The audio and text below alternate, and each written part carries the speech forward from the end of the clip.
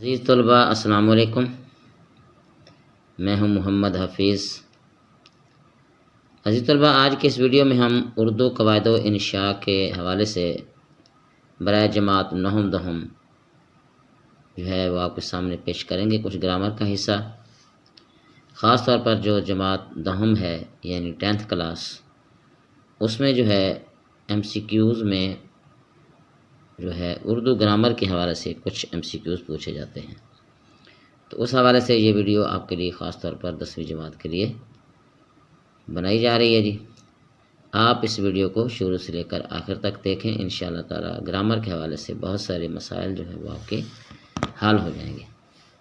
اب ہم چلتے ہیں اپنے گرامر کی طرف۔ تو عزیز طلباء، قواعد زبان میں قواعد کے دو حصے ہوتے ہیں۔ قواعد کے دو حصے کون کون سے؟ صرف، نمبر 2 نحو۔ اردو قواعد کے دو حصے ہوتے ہیں، یعنی اردو جو گرامر ہے اس کے دو حصے ہوتے ہیں۔ پہلے حصے کو صرف کہتے ہیں، دوسرے حصے کو نحو کہتے ہیں۔ اب ہم سمجھتے ہیں کہ صرف اور نحو ہے کیا۔ قواعد کا وہ حصہ جس میں مفرد الفاظ و حروف سے بحث کی جاتی ہے، یعنی یہ لفظ واحد ہے، جمع ہے یا فعل ہے یا کہ وہ حرف، اسے ہم صرف کہتے ہیں۔ یعنی جب ہم کسی ایک لفظ کے اوپر بحث کرتے ہیں تو وہ صرف کہلاتا ہے، اور اس حصے میں صرف حروف اور الفاظ، کلمات ہی موضوع بحث ہوتے ہیں۔ قواعد کا وہ حصہ جس میں ہم مرکب جملوں اور عبارتوں سے بحث کی جاتی ہے تو نحو کہلاتا ہے۔ کہتے ہیں کہ صرف آتی ہے نہ بے عقل کو نحو آتی ہے۔ تو سب سے پہلے ہمارے پاس ہے لفظ۔ سادہ آواز کو حرف کہتے ہیں، یعنی جو ہم سادہ حروف ہوتے ہیں جیسے الف سے لے کر یہ تک، الف، بے، پے، تے، ٹے، سے، یعنی یہ سادہ آوازیں کہلاتی ہیں۔ تو اردو میں بشمول الف ممدودہ، دوسرے لفظوں میں الف ممدودہ کو الف مدہ بھی کہتے ہیں۔ الف ممدودہ اور حمزہ جو ہے یہ حروف تہجی کی تو جو تعداد بنتی ہے وہ 38 بنتی ہے، یعنی الف ممدودہ کو ملا کر اور حمزہ کو ملا کر جو ہمارے پاس حروف تہجی بنتے ہیں ان کی تعداد 38 ہے، یعنی 38 ہے۔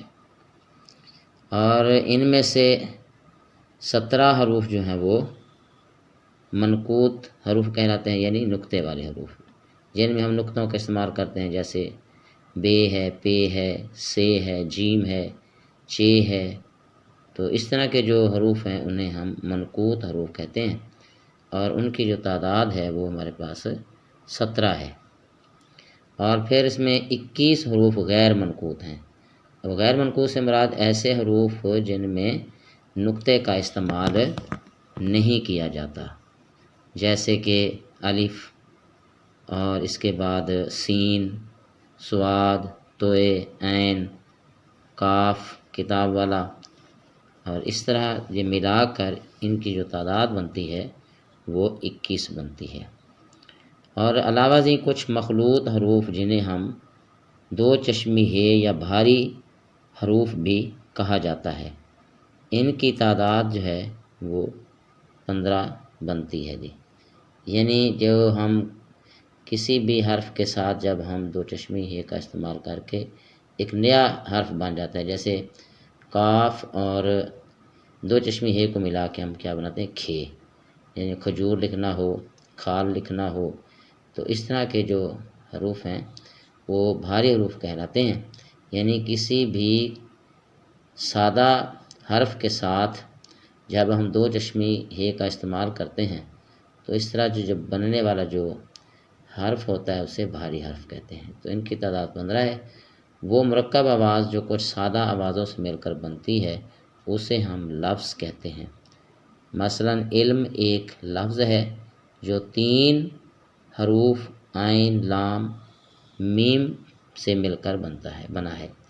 اسی طرح کھاٹ ایک لفظ ہے، یہ 3 حروف کھے، الف اور ٹیس سے مل کر بنا ہے۔